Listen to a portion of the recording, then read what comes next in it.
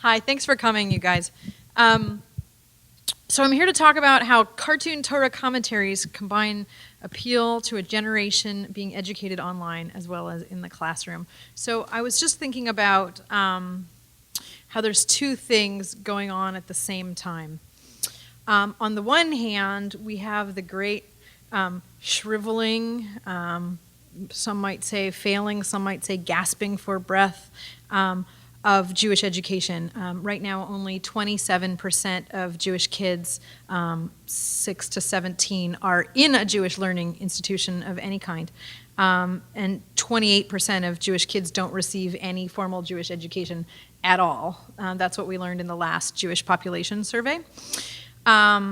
And a lot of people are speculating that this is sort of on the increase with the weak economy and with the rising cost of private Jewish education. The situation is potentially getting worse and worse and worse. So that's over here. That depressing news is over here. Over here we have, and call this good or bad, but we have a generation of youth being raised who are like totally glued to the internet all the time, and watching lots of videos and playing with lots of websites. And that's interesting. I don't know if it's encouraging exactly, but it's interesting. I myself am the product of a dismal Jewish education. I grew up in the vacuum of the Jewish vacuum of Columbia, South Carolina, where there was one synagogue. There are now two. Thank you. And I made it through 12 years of religious education, somehow not knowing who Joseph was, not knowing who Miriam was, not knowing who, basics, people, like basics. And it wasn't until my 20s when I sort of got reinterested in my background that I kind of sheepishly at home started, opening the Tanakh for the first time, the Bible for the first time, and kind of reading these stories at home because I was embarrassed to go to a synagogue class and not know what people were talking about. I was just so embarrassed that I was doing that at home. And it hit me for the first time, geez, it's really hard to read this stuff on your own, isn't it? And in fact, for thousands of years, Jews have gotten that. We don't even open a book in this religion unless there are 10 people around. So, these stories, maybe they're not meant to be read alone. So myself coming out of an advertising and video production background, it just sort of slowly dawned on me, what if I could make stuff that appeals to kids the way that ads appeal to kids, or the way now that YouTube appeals to kids, that helped them crack into these stories if they have zero background at all, And you know what, the day school kids and the kids in San Francisco whose families belong to wonderful synagogues who have great education programs, I'm not so worried about them. But what if I could make a project for kids who are growing up like me, or adults who have already grown up like me? So at the end of this thought process came Godcast, which is a not-for-profit media production company with an educational mission to crack open Jewish texts for regular people, regardless of their backgrounds, with short, entertaining films and games. That's the company. What we did last year was, as Dan said, we created Godcast the Torah, which was a series of 55 animated shorts, one for each Parsha HaShavua, Torah portion of the week. Actually, two for Parsha Bereshit. That's why there are 55 instead of 54. We did a bonus track. And those were each 4 minutes long, and each one was narrated by a different interesting, emerging, or established voice in the Jewosphere. So really, like everyone from the drummer in a punk band that you never heard of, Tamim Fruchter, to super famous Rabbi Joseph Telushkin, or our local Rabbi Larry Kushner. So these names really span the gamut of Jewish life in every way possible. And so our stealth mission, after the first thing we're doing is telling stories. The second thing we're doing is exposing viewers to interesting people that maybe they want to learn some more about. So really, Godcast is founded on the notion, as far as I'm concerned, that a frail Jewish literacy is actually the greatest danger facing the Jewish people today. I think that there's a lot of really wonderful programs going on right now that have to do with Jewish identity, that have to do with Jewish community, that have to do with connections to Israel, like all kinds of wonderful programs going on, but not a whole lot in the literacy sphere. So that's what Godcast's about. Rather than keeping blabbing, I thought I'd just show you a real concrete example of what I'm talking about.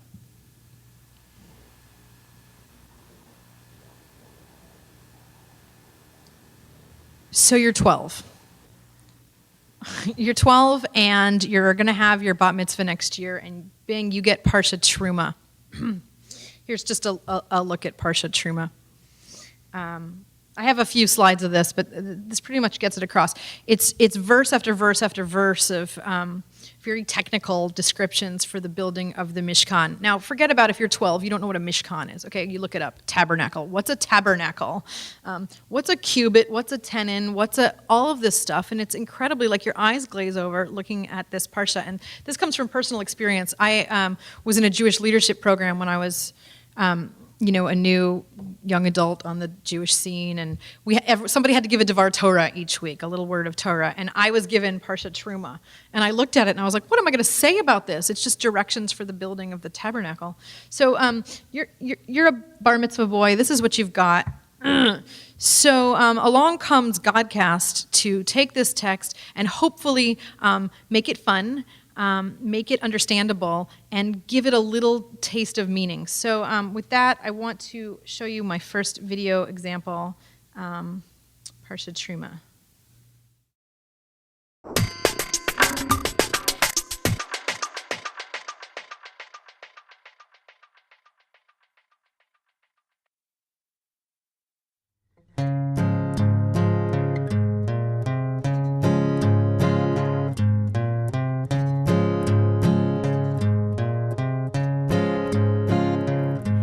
In the chapters of Leviticus, these sacred words you shall not miss. Holy actions are the theme in Parshat Kedoshim. Commandments you shall know indeed. Leave some harvest for those in need. Idols should be far away. Make sure you keep the Sabbath day. Always welcome in the stranger. Take action if someone's in danger. Take care not to impede the blind. Do not wear cloth of threads combined. It does no good to bear a grudge. Your duty to be a fair judge. Don't mix species of two kinds. Do pay workers in good time. Don't sleep with a bride chosen for another man, or you must offer up a ram. Please do not falsely swear, and follow the rules when you trim your hair. Don't subject your daughter to prostitution. Don't solve disputes through retribution. Forbidden is a new tree's fruit. Don't go after your neighbor's loot. Don't insult the deaf, although they cannot hear. Your mother and father you shall revere. And help another if you are able. No meat with blood at your table. God's sanctuary you shall venerate. With ghosts do not communicate. And ways of magic do not prophesy. Before your elders you must rise. On your skin no tattoos, and love the body Hashem gave you. Some may say above all else, love your neighbor as yourself.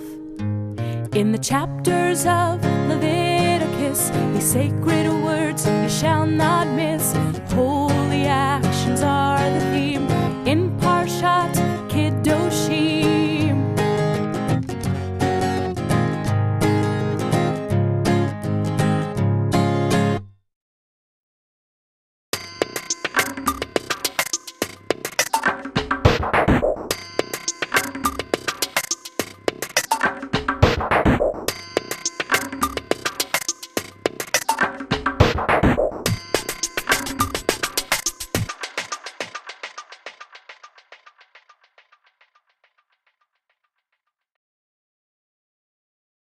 Did you learn something? Good. So what were the goals of that piece? You know, we have a bunch of educators in the group. So, what were the goals? To actually share what was in the Parsha. You know, there it is, the Peshat text, the simple text. To show the actual design of the tabernacle, so you know how it works now. And like I said about our stealth mission, not there yet, not about the stealth mission, to share a unique perspective on the text. In other words, somebody's special perspective. You know, Rafi linked the design of the components of the Mishkan to the components of the golden calf, and then talked about portability and what do you want to take with you on your journey. And then finally, of course, the stealth mission was introducing Rafi. So if you were interested in learning more about Rafi or any one of our contributors on the website, you can go to a page where you see a photo of the narrator. This is Alicia Jo Rabins, whose piece is also great. You can read her bio. You can go to some links. So in other words, this doesn't just have to be limited to, oh, wow, I really enjoyed that episode by Alicia Jo Rabins. It can also take you out to their website, take you out to more resources. Very, very varied from week to week, what you'll get on this page.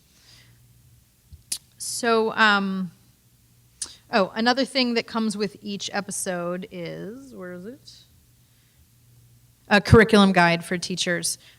So you can come in here and look at a synopsis of the episode, some ways to use the episode in your class, some quiz questions, and then some creative ideas at the end of each piece. I actually am really happy to say, I know there's somebody in here that's thinking it specifically. We've talked about it before. We just got a grant to revamp these curricula and make them much better than they already are. So you can look forward to that coming this year. So the series as a whole, I hope, not only gives kids a way in, but also, like I said, gives adults like you and me sort of a digital Cliff's Notes at home, a way to just sort of crack open the text before you read it yourself. I'm hoping it gives families something meaningful to do at home Jewishly together. I'm trying to start a marketing campaign this year to have families maybe watch the episode before Friday night dinner, whether they have Shabbat dinner or not at home. This is something to build into your week. Obviously, it gives teachers a trigger for a discussion about the Parsha, and some teachers, I'm really happy to say, have taken it even a step further, and I just wanted to show you something that one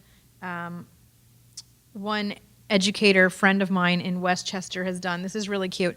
She's actually given her students cameras and parshas and required them to write their own godcasts about the parsha, and then they go and they act them out. I mean, they don't have the time or the resources to do animation, but they act out their own little parsha truma, and then they have to post them onto YouTube. I mean, that's part of the assignment, is to actually put them on YouTube and share them. So.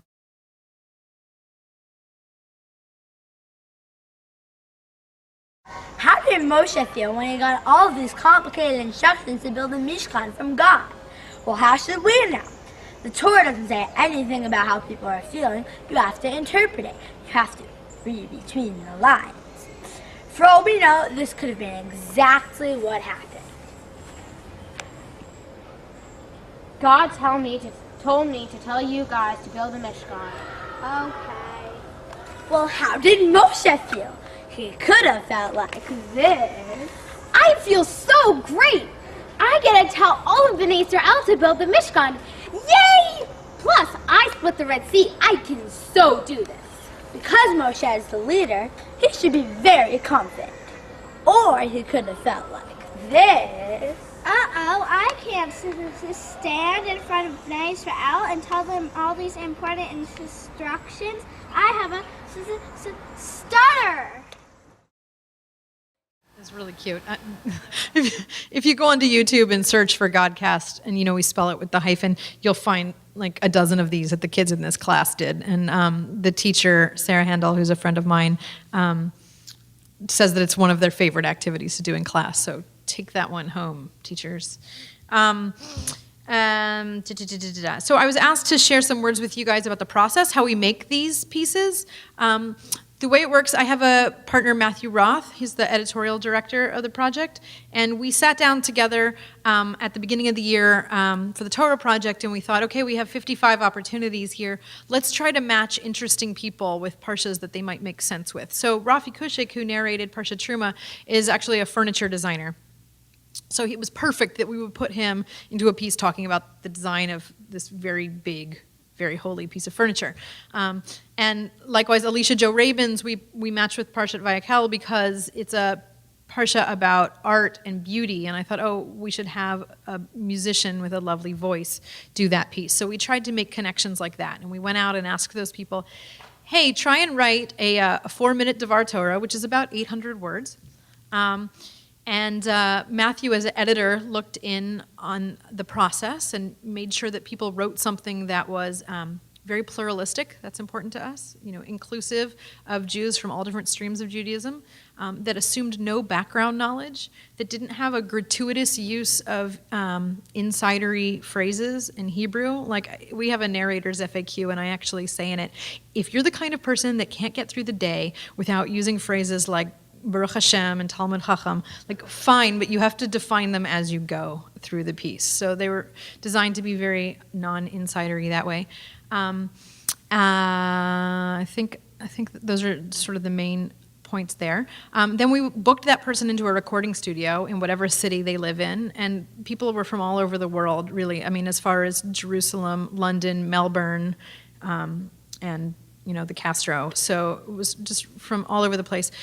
We got the recordings in, and then I work with 4 animators, and we assigned the piece to one of the animators, and they took the audio and created, what you just saw out of it. Obviously, as the year went along, the pieces got easier and easier for us to do because we built up a library of assets. You don't have to draw Moses a million times. He does age over the course of the project, so we had to kind of go in and update Moshe every now and then. But for the most part, the pieces got quicker and quicker for us to make as the year went along. And then my job as the producer is to get them up on the website and launch PR out into the world, Facebook, Twitter, press releases, blah, blah, blah. So talks like this. So that's my piece.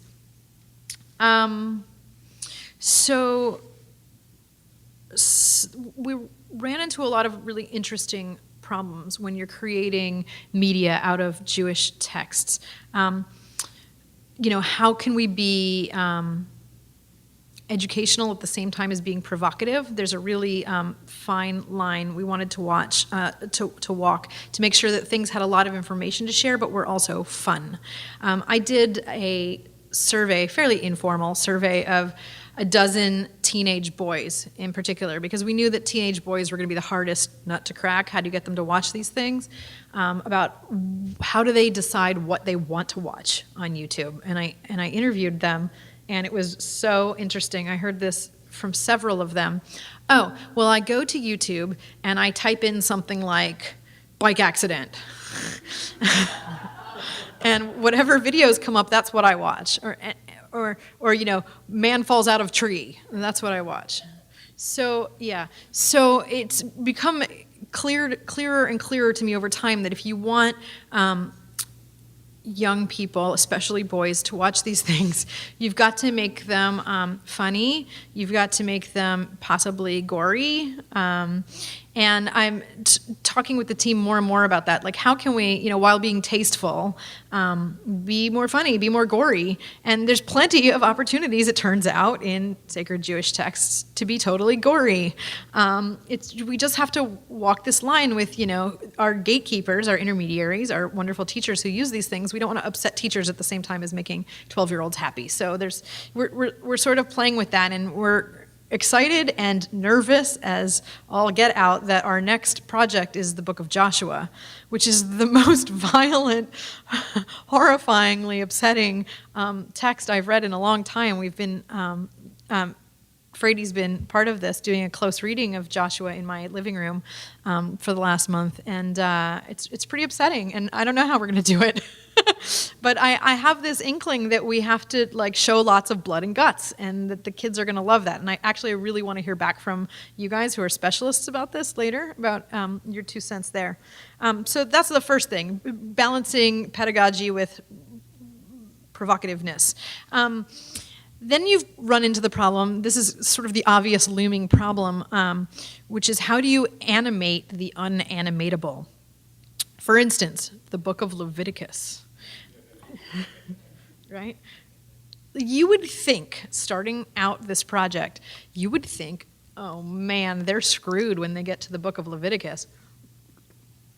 It's just on and on and on, details about how to do the sacrifices and how to build the buildings and lists of laws. How are you going to make a cartoon out of that? But actually, in retrospect, I can tell you now that the book of Leviticus, Vayikra, are the 10 best episodes that we have. Like one after another, they're slam dunks. Difficult, dry texts like you saw with Truma force creativity out of storytellers and therefore out of us. They were hard and they were messy and they had all kinds of stuff we don't like to talk about in them, but we had a lot of fun. And if we have time at the end, I can show you guys some more cartoons that illustrate that. I brought like a nice collection of them. Of course, the ultimate unanimatable is, of course, the ineffable God. How do you animate God? I mean, it turns out God is a major character in most Jewish texts, and yet we're told in various places in our tradition that you shouldn't make images of God or angels or any number of things. I have a whole nother talk I can do where we bring up those source texts and talk about them, and actually I would say to those of you who are educators, it's a great exercise to do in your classroom. Talk about the texts that have rulings for us about making images, show some godcasts, and talk about, well, is what they did okay? How would you have done it? So I like at this point to actually ask people in the group, how would you deal with God? God is speaking to Moses. How would you draw that? You know, before I show you what we did, any ideas?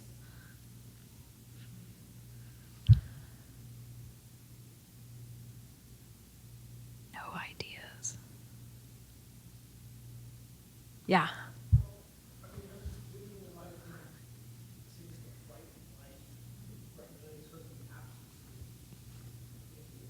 Okay, so a bright light representing the absence of image. Yeah. So that's often used in art, Jewish and otherwise. That's a strategy a lot of people use. I call it the ray of light strategy, and we definitely did that from time to time. For instance, where's my folder? For instance, it came up for the first time for us in the fourth Parsha of the year, Parsha Vayera, where we had God noticing Hagar's tears and wanting to speak to Hagar in the desert, and an angel comes down to actually speak to Hagar. We used the ray of light strategy for the first time there. We did it periodically throughout the series, but I always felt a little guilty doing it because it felt sometimes like a cop-out, like, oh, the ray of light. You know, could we not have come up with something better? So anyway, that's the first idea. Great. Dan.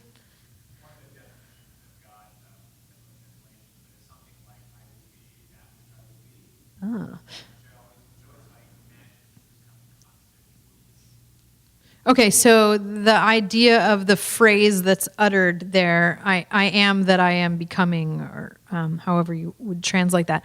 We also talked about that, and of course from that phrase comes the, I hate saying this word, tetragrammaton, right? And I said, well, could we show God by showing Yud Hey Vav Hey, which means, you know, could we do that?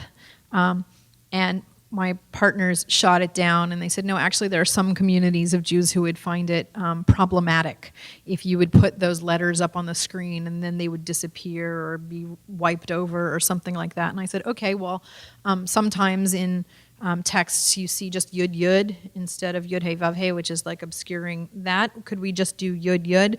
And then I heard that would also be a problem. I wish I could tell you exactly why. This is Matthew's corner of the project, but he said, no, that's not okay either. And I said, well, what about just a Yud?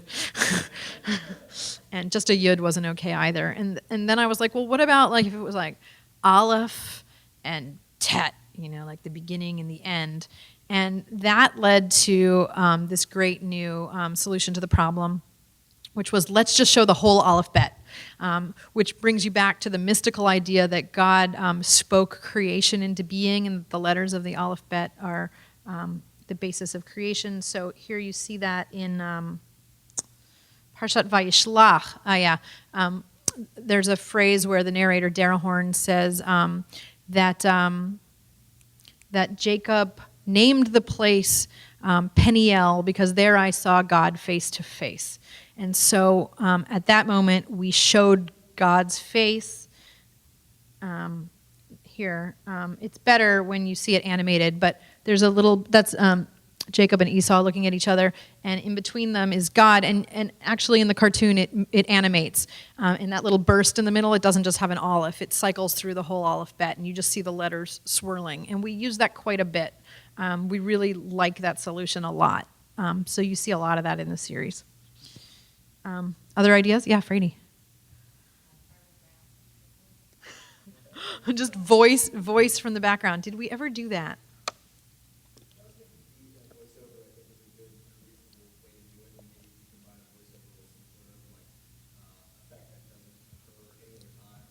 Right. Yeah, we did something, I didn't bring a still. I can show you the cartoon. One of my favorite episodes, and I don't show this one a lot because it's really out there, is Bechukotai, which was performed on the psychedelic guitar and spoken word by Jeremiah Lockwood, if you're familiar with him. And it's pretty trippy, and we sort of do that. It's not a voiceover exactly, but you see words come onto the screen, and it all kind of degrades and melts, and it's really spooky and wacky, and that's God. Oh, we also did that in Parshat Shmot with the burning bush conversation. We show text melting in and out of the screen. So yeah, that's another strategy. I also brought, in Kitisa, the golden calf parsha, Sarah Gershman, the writer and former Berkeleyite who narrated that piece, speaks a lot about how the parsha to her is all about seeing, and how you have to see things to believe them, and how God saw this, and the people saw that, and the people didn't see Moshe, and all these things about sight. So in that episode, we had the giant eyeball in the sky. But only because that's how Sarah was talking about God did we draw God that way. And this was funny because the animators, our team comes from all ranges of the observance spectrum, and the animator, actually all of the animators are pretty secular and not even necessarily Jewish, all of them. So they didn't quite get why it might be a problem to use this eye god all the time, because there are problems with the eye god. And they kept dropping them in. Like we would do a new parsha and the eye god would show up. And I was like, you can't have the eye god. It's like anthropomorphizing God. It's not okay. And she was like, well, but we did it in episode 21. So I was always having to drag Gene down from using the eye god. But we left it in Kitisa. In episode 23, Pekudei, Dov Weinstein, the puppeteer, talks about God's glory filling the tabernacle. And that visual comes up a lot in the Torah. So we just took the purple cloud, and you see the purple cloud kind of hovering over the tabernacle there. So anyway, this is a great example of something you can do with the cartoons in your classroom that has some educational value that I hope you'll take home and use. And if you email me later, I will send you some source texts around this that you can use in addition. And this is like a great, ready to go, hour-long exercise you can build in Chavruta time. And that's what we're really hoping happens with this project, that sure, there's a huge audience that are sitting at home watching it on their own, but I just so love the idea of groups of people getting together, looking at the piece and then looking at texts and then talking about them and struggling and arguing and maybe using our curriculum, maybe not, but that there's a lot deeper you can go with these things than just watching them. Just a few other things. Frady suggested that I show you guys some other interesting online tools that are out there. So I just brought a few to show you. I'm sure you guys know more of them. I showed you the YouTube example. Are any of you familiar with the Tag Tanakh project that's in progress? The idea here is that the whole Tanakh, the Hebrew Bible, is online here, and you can go in. I did register. Oh, sign in. Okay.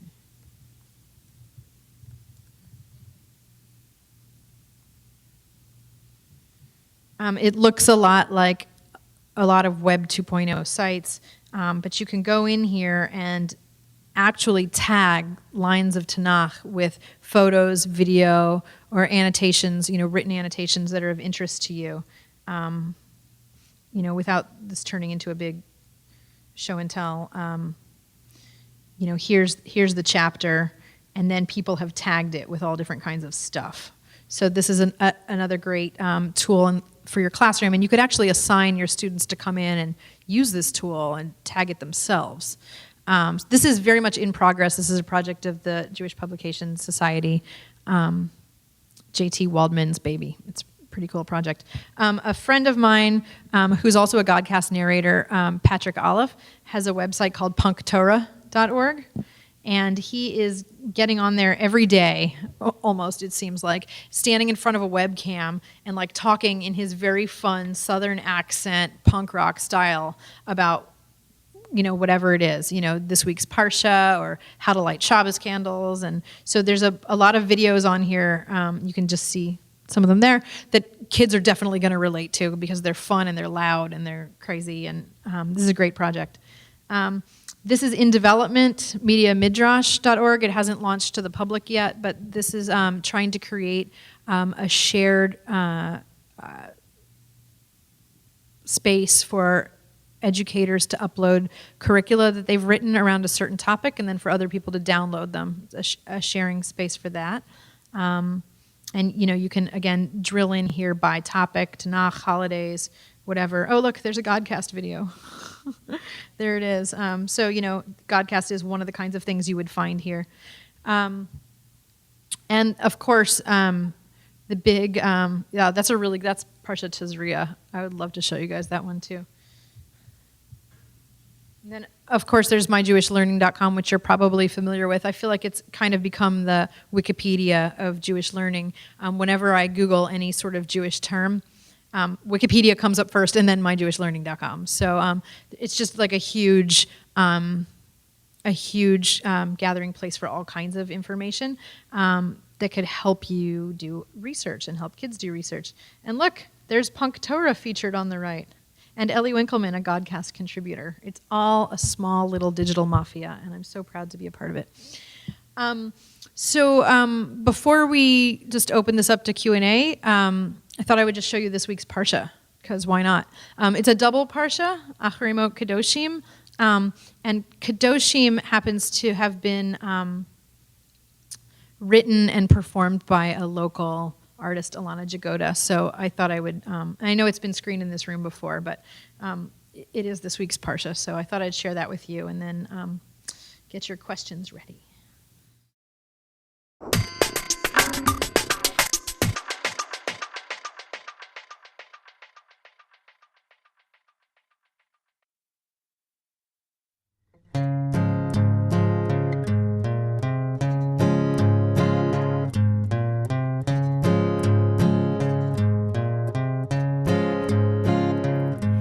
In the chapters of Leviticus, these sacred words you shall not miss. Holy actions are the theme in Parshat Kedoshim. Commandments you shall know indeed. Leave some harvest for those in need. Idols should be far away. Make sure you keep the Sabbath day. Always welcome in the stranger. Take action if someone's in danger. Take care not to impede the blind. Do not wear cloth of threads combined. It does no good to bear a grudge. Your duty to be a fair judge. Don't mix species of two kinds. Do pay workers in good time. Don't sleep with the bride chosen for another man, or you must offer up a ram. Please do not falsely swear, and follow the rules when you trim your hair. Don't subject your daughter to prostitution. Don't solve disputes through retribution. Forbidden is a new tree's fruit. Don't go after your neighbor's loot. Don't insult the deaf, although they cannot hear. Your mother and father you shall revere. And help another if you are able. No meat with blood at your table. God's sanctuary you shall venerate. With ghosts do not communicate, and ways of magic do not prophesize. Before your elders you must rise. On your skin no tattoos, and love the body Hashem gave you. Some may say, above all else, love your neighbor as yourself.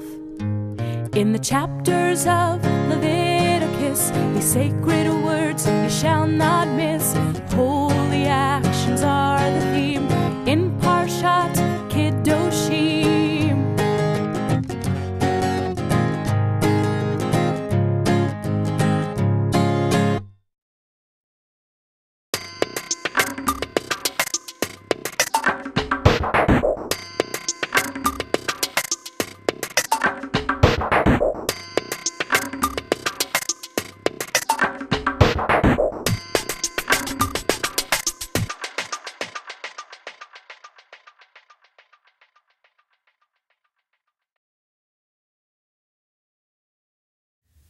I'm sorry, fire away. Yeah. Let's use the microphone.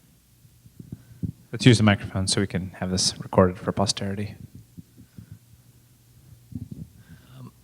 What I feel like this is like the sort of the typical like rock band question. What are your influences, dude?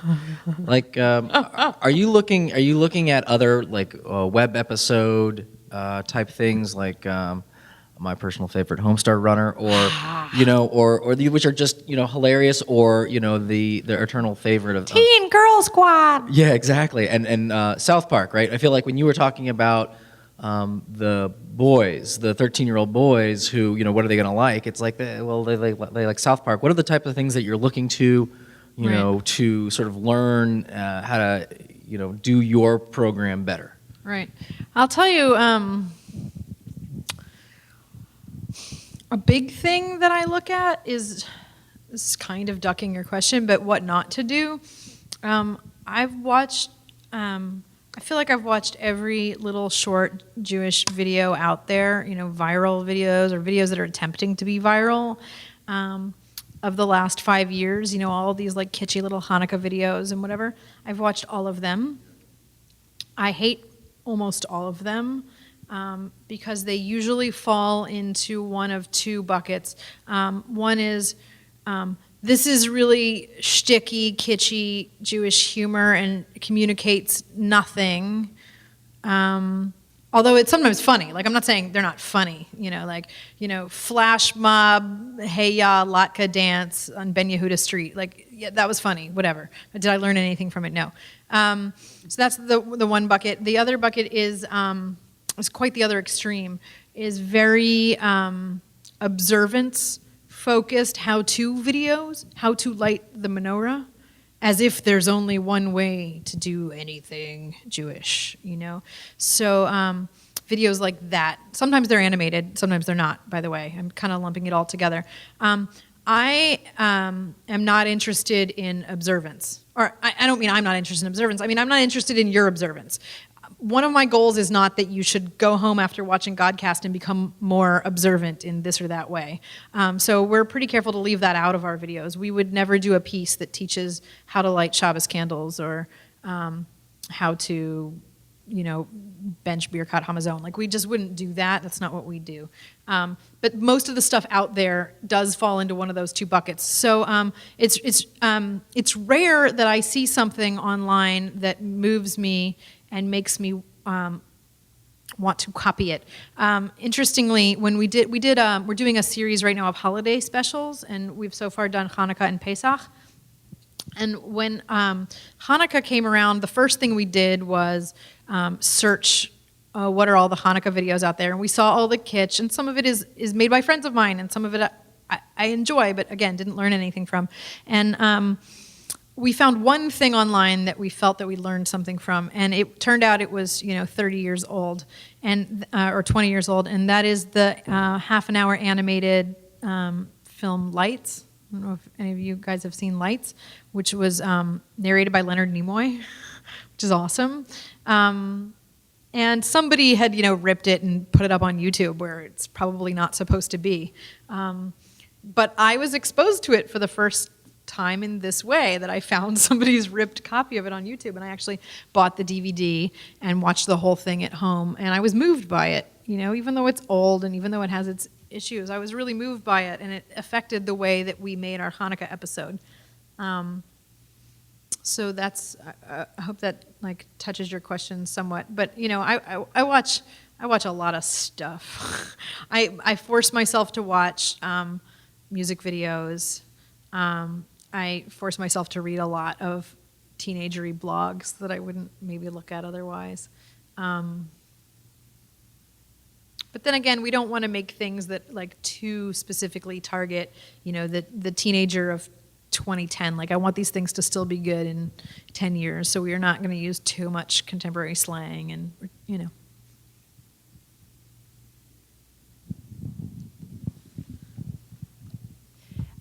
You mentioned to me how many people are tuning in weekly, and I'm just curious.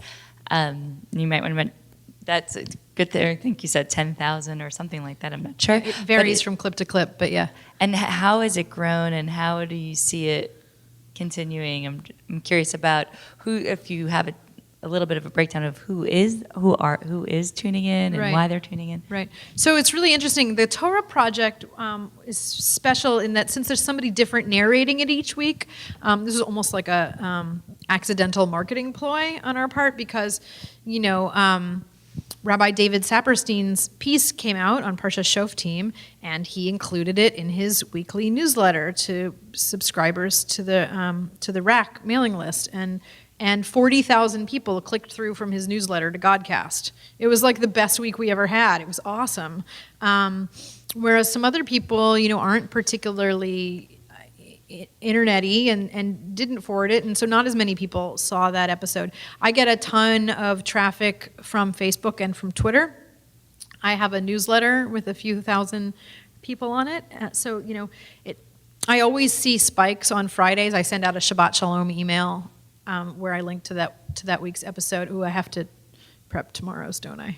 Anyway, so I see these little spikes, but it very, very much varies on who the narrator is. So like I said, David Saperstein's piece had 40,000 views that week, whereas another piece might only have a few. But these things are in their second year of rotation now, so they're growing. And I also didn't have any marketing dollars for the project at all last year, and now I do. I'm just launching a marketing plan for the first time now, so we'll see what happens to the numbers. I also finally broke down a few months ago and uploaded everything to YouTube. I had been holding off. I didn't want things on YouTube for various reasons, and I finally just said, all right, forget it. And I have them on YouTube. It's been great, actually. Our Hanukkah episode had over 20,000 hits just on YouTube, and that's not just on our website also, and the other places we upload it. So that was really great. I can tell you from Facebook, because, as you know, if you have a profile on Facebook, nothing is private, and they share everything with advertisers. So I know of the people who view my videos on Facebook, the top demographic is people 35 to 45. It skews heavily female. So I can tell you that's interesting to me. I know anecdotally that tons of teachers show these in their classrooms. I found out recently that Brandeis Hillel Day School here in San Francisco shows the Godcast on Friday at the assembly for the whole school. I had no idea. So, when I see that a piece got 10,000 hits, it's hard for me to know, was that 10,000 people or was that 10,000 Brandeis Hillel Day Schools that showed it to, 500 kids, and I hope it's the latter. But so that's been pretty interesting.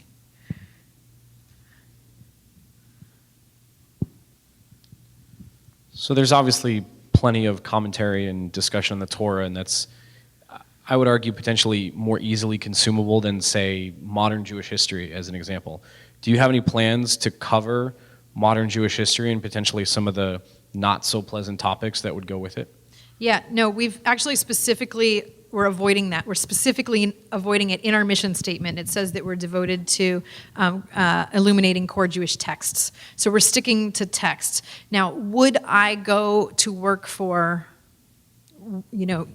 fill-in organization here, doing work for hire, creating stuff like that? Yes, and part of our business plan is to do work for hire. So I do see us eventually doing work like that. I might even do stuff that's about observance, how to light Shabbos candles. We just wouldn't put it on godcast.com. That would just be an outside production. I am interested in doing that. It's just not part of the Godcast project. So our 5-year plan is to animate the whole Tanakh. And then after that, we're really excited to move on to Talmud, which is, like, we have a lot to learn before we go there. We wanted, actually, this project started as a Talmud idea, and we realized it was way too big for our britches and that we had a lot of learning to do, so we're putting that off for 5 years. That's the plan, while we figure out what we're doing.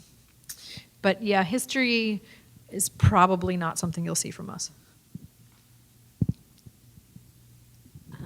I'm just curious, why did you pick to do Joshua the next one? Just because it was the next one? Yeah. I mean, it is so difficult. Yeah, we're just going in order, and it is tempting to not go in order. We're so excited about doing Ketuvim, like all the stuff in there. We are so excited, especially to do the Book of Ruth. That's what I was just We're dying to do Ruth, and we thought, because we have some funding to do this holiday series, and we thought, we'll do Ruth for Shavuot. But we didn't want to do Ruth in 4 minutes. We want to do Ruth in 5 4-minute episodes. So we're not doing it for Shavuot. We're waiting. We're dying to do Ruth. We're dying to do Tehillim. We want to do a musical series for Tehillim. Like there's just so much good stuff out there. But what are we gonna do? Like leave Joshua for last? Like just do the fun ones first. And so we're just going in order.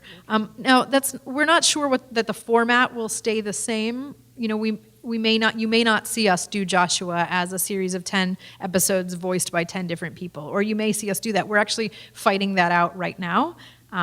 I think we've figured out it wants to be 13 episodes, Joshua. I think we just figured that out, but I'm still not sure.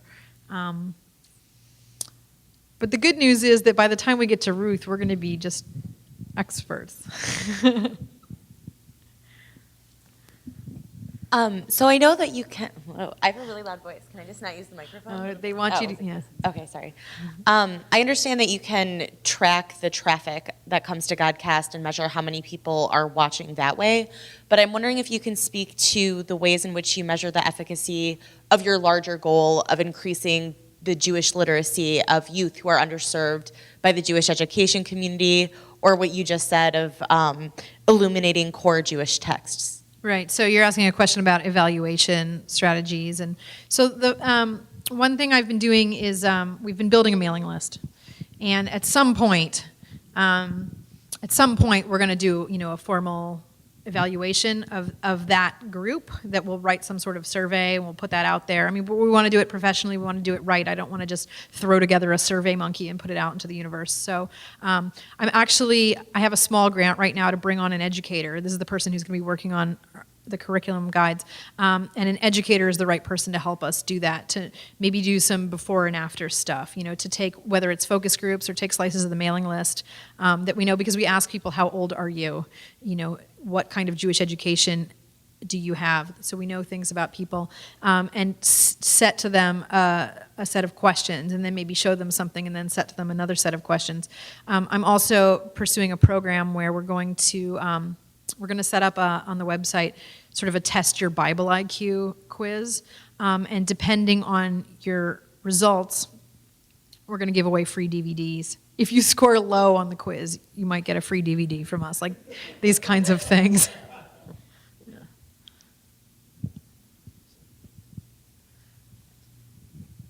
Thank you. So for those of you who at Godcast didn't have maybe a strong Jewish education. How are you learning all this stuff? And do you have to know it in order to do it, or do you find someone who knows it and then they, tell the story or sing the story, and then you just have to animate it and you learn it from them? How's your education process happening to do it's this? a great question. It's all of the above. I seriously, I did this project for me. When it started, I knew a little, and I certainly had, at this point, read through the Torah, and I've been taking classes on the side, and I go to Parsha HaShavua events here in San Francisco, and I do learning. I went last summer to Pardes in Jerusalem and spent a month there doing traditional Jewish learning in a Beit Midrash atmosphere there. But still, I don't have a master's in Jewish education. I don't have a master's in Jewish studies. I didn't grow up in day school. And only at the end of this project now can I tell you what happened in what parsha. And it's so awesome, that I know what happened where, and I can quote things. It's really great. I wish that everybody had the chance to create a series like this, because I think the best way to learn something is to teach something. But yeah, of the list of 55 narrators, which, maybe I'll just pull up the website and show you who they all are.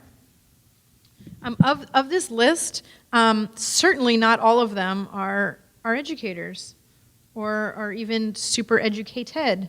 It's pretty diverse. Just scrolling down, because you can view all the episodes by Parsha or by the voice. So starting with this week, Amichai Laulavi, many of you know, is really just a master teacher in the mold that I just want to be like him. I just really want to be just like him, except for maybe the drag part. But, he's a master teacher. Alana Jagoda writes Jewish children's music and had no problem, writing Kedoshim. She actually said to me when we went to her, give me a hard parsha. I want a hard one. And I said, well, Kedoshim is a list of laws. That's kind of hard to make a song about. And she, really pulled a Dr. Seuss on it and, mooshed the order around so that they rhymed and things. But just scrolling through here, okay, here. Emily Fried is a farmer. She's an organic farmer. She works at Jacob's Farm down in Santa Cruz. And I think for her, I don't know, I wasn't there when she did it, but I think for her it was okay, I'm going to sit down and read and reread this text, and maybe I'm going to look at some commentaries online, and I'm going to talk to a rabbi friend of mine, and it was a process of figuring out what do I have to say about this parsha. We matched her to it, by the way, because Bahar is the parsha that talks about Shemitah and letting the land lie fallow. But just continuing to scroll through here, Helen is a reporter. And we got a bunch of rabbis on this page. Malky Rose is a filmmaker. Jill Slater is an urban planner. Hesta Prin is a hip-hop artist. A lot of these people were new to the process of writing Devar Torahs, and yet these people wrote some of the best pieces. She used to live here. Do any of you know Liz Nord? She's a filmmaker who used to live in San Francisco, and she did Parsha Vayigash, and she was so nervous about doing it. She said, well, I can't do this. I don't, I'm not a rabbi. I'm not an educator. And I was like, why, you're a storyteller. You're going to do a great job. And she had an amazing process of, working with friends and teachers to figure out what she wanted to say about it. And it's a great episode. So it is all over the place. We all have learned a lot, and it's been, I think, a gift to all, 55 of us who've been part of it, that we found new things to say. No, Blanket Statement Stein is it's very ridiculous. It's a duo. It's like a electronica band. It's really these two guys. Their picture is ridiculous, right? And they did a spoken word / teaching about Matot. It's very silly. It's our silliest episode. They're from Muncie. Potentially a little question or not important, but was there any discussion about G-D versus G-O-D? Oh, yeah. Okay, so you want the real story? The reason it's G-D is because we couldn't get godcast.com. Seriously, we couldn't get it. And I was like, well, what if we spell a G-D cast? And everyone thought that was funny. So, it's really because it's funny and because it makes it visually Jewish. If you see that, you're like, oh, that's Jewish. Whereas if it was an O, maybe you wouldn't be sure. And in fact, if you go to godcast.com with an O, it's this sort of weird Christian site that doesn't have a lot of content. I'm trying to buy the URL. Please don't outbid me. But it's really just because it's funny. I get these actually serious, angry emails from time to time from people with an agenda that say, how dare you spell God with a dash? Don't you know that, the rulings about how God is spelled are outdated and blah, blah, blah, and like lecturing me about G-D. And I'm like, hey, it's just a visual joke. We like it. Yeah.